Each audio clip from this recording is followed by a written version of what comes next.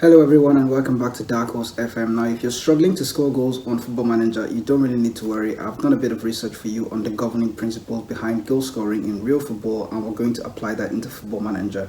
Now I've been struggling to score goals myself in certain saves, so depending on the save that you're playing, you're probably going to struggle scoring goals in the game. Now, as I mentioned, this research is backed up by the governing principles behind goal scoring in real football, so it still applies to FIFA. I did apply some of these principles when I played FIFA, and it still kind of works the same way. So in this video, I'm going to share with you those governing principles behind goal scoring so you can understand that and then pick your team and then look at the core reasons causing you to not score so many goals on Football Manager, and then from there you can go around tweaking your tactic and then sort out your goal scoring issues. Now, the first governing principle is space.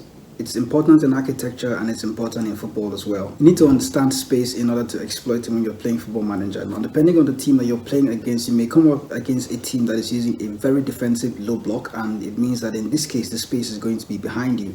But if you're playing against a team that is playing with a high pressing system, likely a possession-based team that is trying to press high and retain possession on the other end of the field, it means that the space is going to be ahead of you. So depending on which team that you're playing against, you need to figure out how to exploit the space behind the opposition or in front of the opposition. Now, for teams that sit deep, it's highly unlikely you're going to get much space in between their defense. So what you have to do is somehow exploit the space that they have given to you, which is in front of them. In this case, you're going to rely on long-range efforts to try to hit balls from outside. But the problem with long-range efforts, as I'm going to discuss much later in the video, is that the chances of getting these balls into the net are much lower than you would if your player was 1v1 with the goalkeeper in the middle of the penalty area. You can exploit space by tricking or selecting player roles that match one another and also create relationships. Now, for example, you're playing with a 4-3-3 system. It's likely that you want to create space using the winger or the wing back or the central midfielders and try to overload the central midfielders using a central midfielder on attack or a mezzala. Have those players that actually run a lot in the channels and try to create an havoc or havocs in the middle of the field, causing your opposition to try to compress the field and defend the central areas. In that case, you're creating space in wide areas. The opposite is true if you want to create space in the central areas. It's relevant that you overload the wide areas using wide players like wingers and wingbacks. In this case, the wingback is not going to be overlapping the winger that is ahead of him. More likely, he's going to be walking alongside the winger to somehow overload that left hand or right hand side of the wings. This way, you're drawing the opposition to the wide areas, creating a lot more space than the middle of the field for you to exploit. Another important factor of scoring goals on Football Manager or in football in general is to understand XG. Now, XG is short for expected goals, and what expected goals means is basically, from my layman knowledge, a ratio of good chances to chances in general. It's a lot more complicated than that, and I will indulge anyone that understands XG a lot more to try to actually give us a deeper meaning in the comment section. That would be nice, but from my understanding, it's how likely you are to actually score a goal in the game. So if your XG is really high, it means that you're creating a lot of good chances and your team should be scoring a lot more goals with the chances that they have. But if your XG is really low, it means that your team is struggling to create any chances at all, any good chances, and the likelihood of scoring a goal is far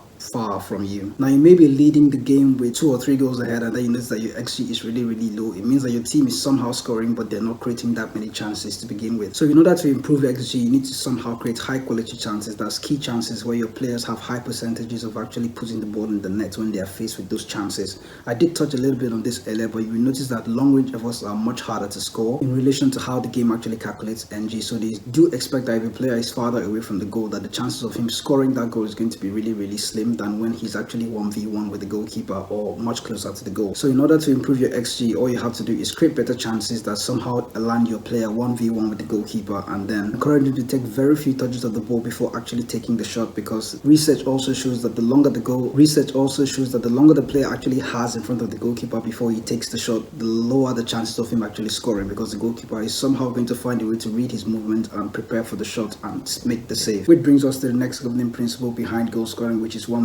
Now, based on what I just told you about your XG and your goalkeeper and the player taking few touches, this is one way you can improve your XG in the game. Create those kind of chances and encourage your player to take fewer touches when one-on-one with the goalkeeper. Now, we're going to move towards philosophical principles. I kind of call this philosophical because it ties down to your tactic and the system and the style of play that you're executing on Football Manager. Now, there are 2 tactical extremes you can actually work with, and there are 2 tactical extremes you can actually work with on Football Manager, and that is playing a slow, patient, efficient possession-based style of play or playing a fast counter-attacking explosive style of play. This is best described in an FM Scout article I read about goal scoring recently, which is kind of what this video is based on. It's a really interesting article. You can go on to read it. I'm going to attach a link in the description so you can check out that article and read it for yourself in depth. The idea behind the philosophical principle is that the quicker you actually go on to create more chances, the more chances or the more likelihood you create. The idea behind the philosophical principle is that the quicker you are to creating chances, the more chances you actually go on to create in the game, but also the fewer the quality of those chances are going to be. So what's happening is that for high tempo, energetic, aggressive style of play, you will create a lot of chances, but the chances would be fewer, but the quality of those chances might not help you get a goal because your team is actually rushing to create a lot more chances. So depending on the team that you're playing against, if they're a weak team, they may not be able to contain the danger and you can go on to score a lot of goals because you've created a lot of chances. But you're playing against a strong team that is smart defensively, you going on to create more chances at a rapid rate may not actually help you score a lot more goals. So this is what we divide as quantity versus quality chances. So quantity chances means a lot more chances but a lower percentage of actually converting those chances. On the opposite spectrum, you do have quality chances. It means that you're actually going with a patient approach, low possession, controlling the game, holding onto the ball, not losing it or taking too many risks, and then creating chances in a slow, patient manner. The problem here is that you create very few chances. The good part of it is that these chances that you're going to create will be quality chances and you have a higher chance of actually scoring these chances. So if you're struggling to score goals on Football Manager and you're playing with a high tempo style of play, there's a chance that you're actually creating so many chances and your team is unable to actually score these chances. What you would have to do is to actually find a way to control the way your team is aggressively creating chances. You can go by walking the ball into the box if possible and encouraging your team to play with a shorter passing directness even though you're still holding on to that high tempo style of play. Alternatively, if you're playing with a possession based style of play and your team is too passive, they're holding on to the ball too long, it is recommended that you actually go on to increase your tempo and ask your team to play a bit more snappy. Try to get the ball quickly and move the ball around quickly to try and unsettle the opposition and get the ball into dangerous areas that can actually help you score a goal. All the principles above might somehow be irrelevant to you if you don't actually assess your team. So you actually need to know the team that you're playing against and the team that you're actually using to see if this philosophy is actually going to match with you.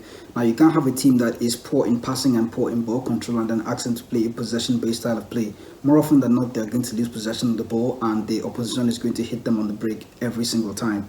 Similarly, you can ask a team that has slow players to play a chaotic, aggressive style of play because they will not be able to handle it. They won't be able to run as quickly as they're supposed to run to get the ball into dangerous areas, and that might not really help you. The opposition is going to get back quickly and it's just going to be your team spamming out chances for no good reason. So analyze your team, analyze the opposition that you're playing against, see where their weaknesses are and then use that to actually hurt them. Now, the very best Football Manager players find a way to actually adapt both philosophies to work in their favor. I've already given you a slight hint as to how this works, but what you would go on to do is to adapt your aggressive high tempo style of play with some level of possession and control to actually enable your team to create slightly more quality chances even though they are playing with an aggressive chaotic style of play. And similarly, if you're playing with a possession based team that is holding on to the ball for too long, being too extreme with their possession, you can increase the tempo and encourage them to create more chances in a snappy manner, or you can select one role in your team that is slightly more direct and then ask that player to be a bit more dynamic, make a lot of runs and try to confuse the opposition that way. Now, this next tip is more tactical, and what you would want to do is to look at the way your team formation is set up or your team shape is designed and then try to exploit all the vertical channels in the game. Now, tactically, there are 5 vertical channels: the 2 wide flanks, the central area of the field, and then the half spaces. You need to